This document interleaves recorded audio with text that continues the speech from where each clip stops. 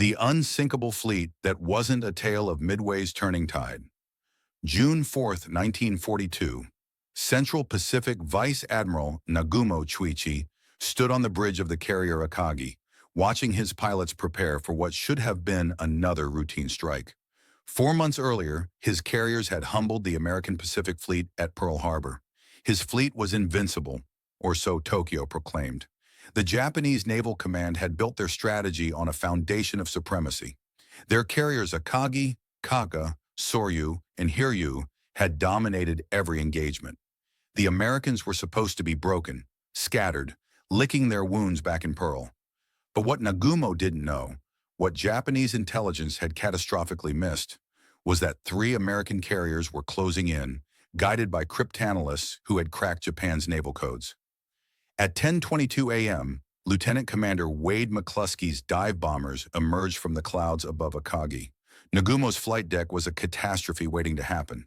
Aircraft being rearmed, aviation fuel lines open, bombs stacked on deck. The first American bomb struck Akagi near the amidship elevator. The explosion detonated torpedoes and bombs in the hangar deck. Within minutes, the pride of the Imperial Navy was an inferno. Simultaneously, other American squadrons found Kaga and Soryu. Both carriers, caught in the same vulnerable state, were consumed by fire within 5 minutes of the first impacts. On Akagi's bridge, Nagumo stood frozen.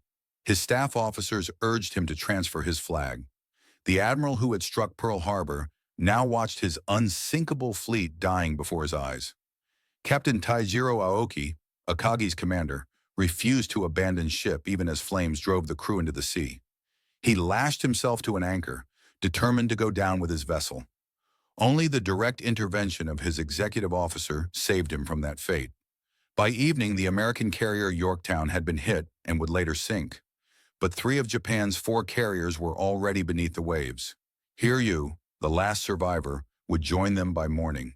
The mathematics were brutal.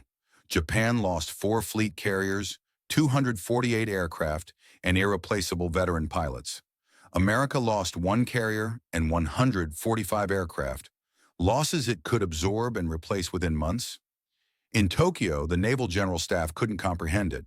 Their unbeatable fleet, their technological superiority, their warrior spirit, none of it mattered when American bombs found vulnerable flight decks. The myth of Japanese invincibility sank with those carriers at Midway. The war would rage for 3 more years, but June 4th, 1942, was the day the tide turned. The day Japan's admirals learned that no fleet is truly unsinkable.